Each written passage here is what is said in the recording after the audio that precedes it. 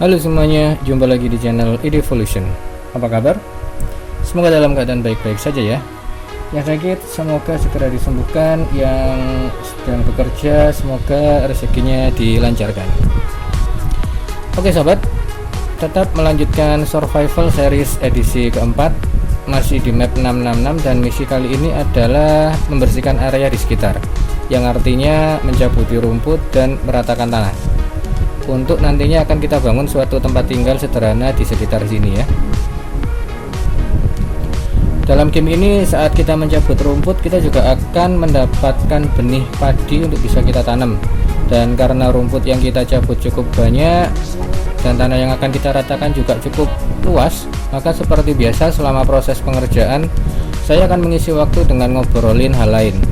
Dan kali ini saya tetap mengambil topik seputar YouTube.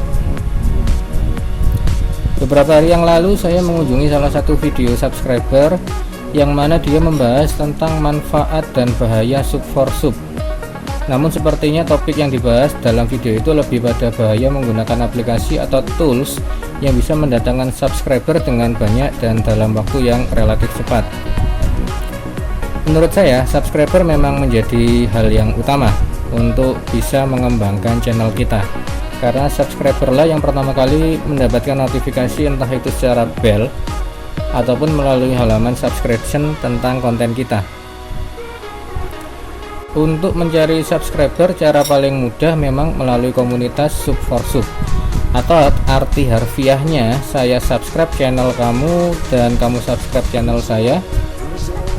Namun ada tools yang bisa mendatangkan subscriber cukup dengan menukarkan koin, dimana kita bisa mendapatkan koin itu hanya dengan melakukan subscribe suatu channel, atau kita bisa juga dengan membelinya. Kalau melalui komunitas sub for sub, kita meminta orang lain mensubscribe channel kita dan kita mensubscribe balik channel orang tersebut, kan?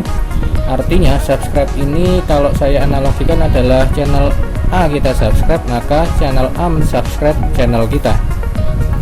Berbeda loh dengan menggunakan tools di mana kita subscribe suatu channel untuk dapat koin, dan koin itu ditukarkan dengan mengiklankan channel kita, barulah kemudian orang lain mensubscribe channel kita. Jadi ketika kita mensubscribe channel B untuk menggunakan tools ini, bisa jadi kita akan mendapatkan subscribe dari channel C atau D atau yang lain. Namun sebelum ngomong masalah bahaya atau tidak, akan lebih baik kalau kita pahami dulu apa manfaat dari subscriber itu. Setiap subscriber itu selalu disimpan aktivitasnya dalam bentuk profil.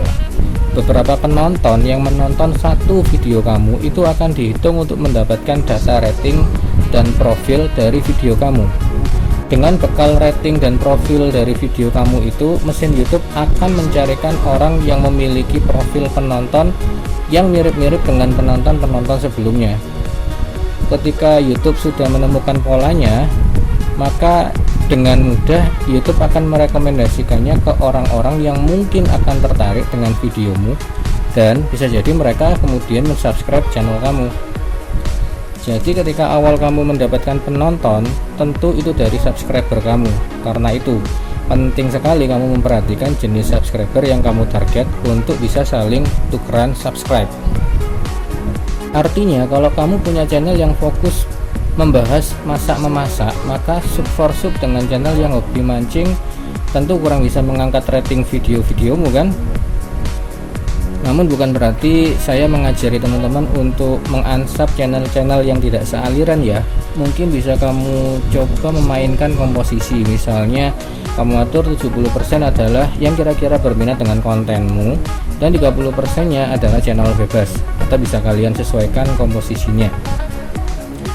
Sekarang balik ke masalah bahaya atau tidak. Sebenarnya menggunakan tools itu menurut pendapat saya boleh. Tapi boleh di sini bisa jadi berbahaya karena algoritma YouTube hanya YouTube sendiri yang tahu. Kenapa saya bilang boleh? Karena setiap kita melakukan subscribe, secara visual kita akan melihat tombol merah berubah menjadi padam atau berwarna abu-abu, kan?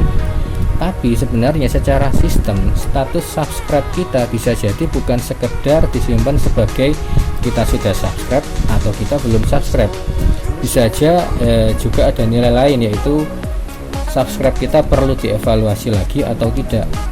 Maksudnya begini, ini pengalaman saya pernah memonitor siapa saja yang sudah subscribe melalui YouTube Studio. Suatu hari saya mendapati subscriber saya berkurang dan saya coba mencari tahu siapa saja yang menghilang.